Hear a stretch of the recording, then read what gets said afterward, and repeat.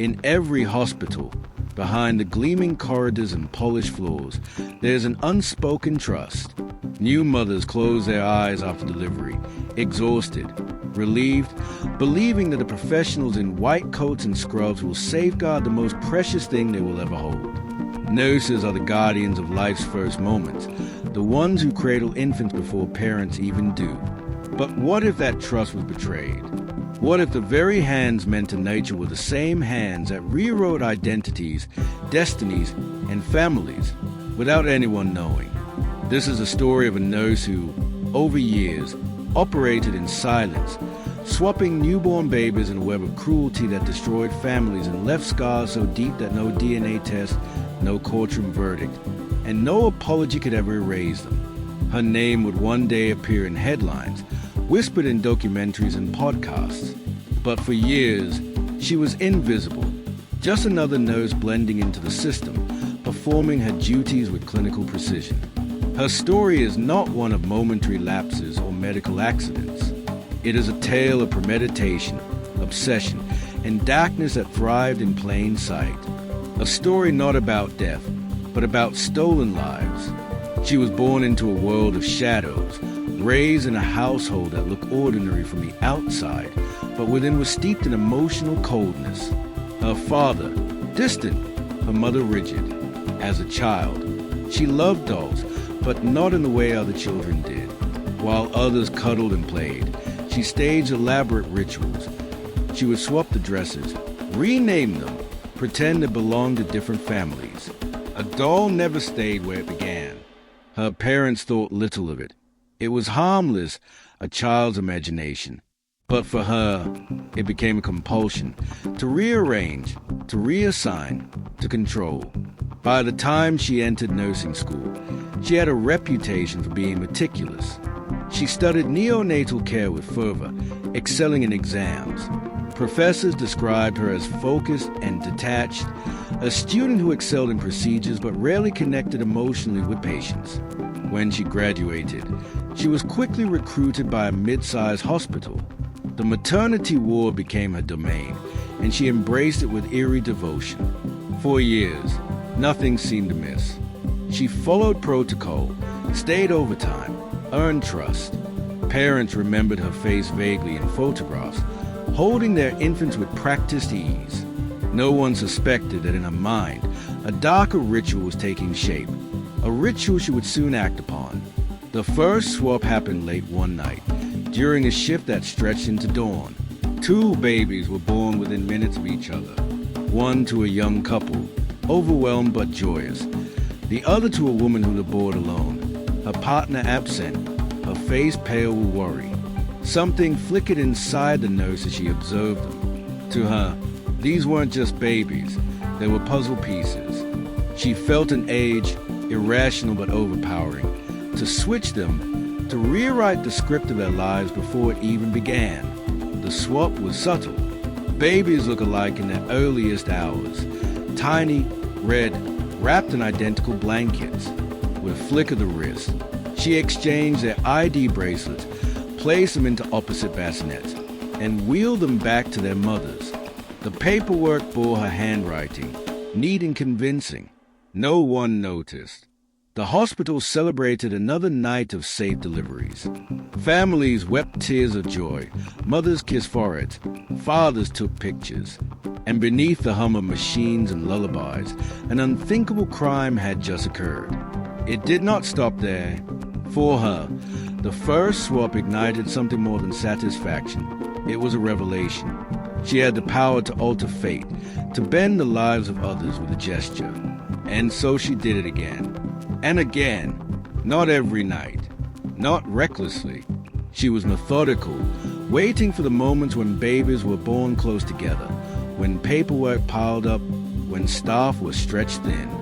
She chose carefully, sometimes crossing class lines, sometimes swapping infants between races, sometimes targeting families at random. In her private mind, she convinced herself it was an experiment, a test of nurture versus nature. But beneath that justification was something darker, a hunger to control, to play God. Years passed. Parents raised children who bore subtle differences. A father noticed a lack of resemblance, dismissing it as taking after the other side of the family. A mother questioned why her baby's birthmark vanished in the days after delivery, unaware it belonged to someone else's child. Families chalked up inconsistencies to chance, never suspecting a crime so insidious. The nurse thrived in her anonymity. She was praised for her work ethic, lauded for her calm under pressure. Colleagues trusted her implicitly. None realized she was rewriting dozens of family trees, one quiet shift at a time. But secrets wrought from within. It started small, a teenage boy requesting a DNA test for a school project, curious about ancestry. The result stunned his parents. His heritage bore no resemblance to their own. They dismissed it at first as an error, but a second test confirmed it. Across town, another family was grappling with similar questions. Their daughter's medical records didn't align with their family history of genetic disorders. Whispers began to spread. Families quietly sought answers, ordering DNA kits, comparing results. What emerged was a pattern. Unrelated families discovering inexplicable connections. Children matched to strangers instead of their own blood. Hospitals were pulled into lawsuits, though at first they denied wrongdoing. Mistakes happen, officials said, citing rare clerical errors. But the numbers grew. Too many anomalies. Too many children belonging to the wrong parents. A shadow fell across the maternity ward. The nurse, once invisible, began to draw notice. She had been present at every flagged birth. Her name recurred in the paperwork, her signature etched into the records of swapped infants. The investigation intensified. Detectives interviewed staff, sifted through archives. At first, the idea seemed absurd. A nurse deliberately swapping babies? It sounded like fiction. But as DNA results piled in, a horrifying reality emerged. Her arrest was quiet, almost anticlimactic. She did not resist, did not protest. She sat in the interrogation room, hands folded neatly, her expression unreadable. Detectives asked why. Why had she done it? For money? For revenge? Her answers chilled them. I wanted to see what would happen, she said. I wanted to know if blood mattered, if love could overcome biology. I gave them new stories. Her words carried no remorse, no empathy, only a clinical detachment, as though she were discussing a scientific trial. The trial became a media circus. Families packed the courtroom, clutching photographs of children who were theirs but not theirs. Some cried for justice, others for clarity. The prosecution painted her as a monster, a predator who preyed not on lives but on identities.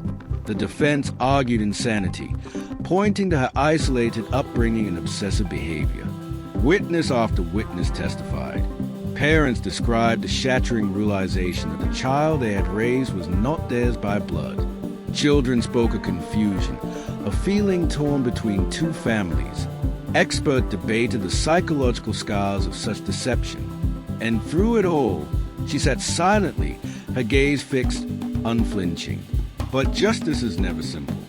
Proving intent in every swap was difficult. Records were incomplete, witnesses' memories hazy.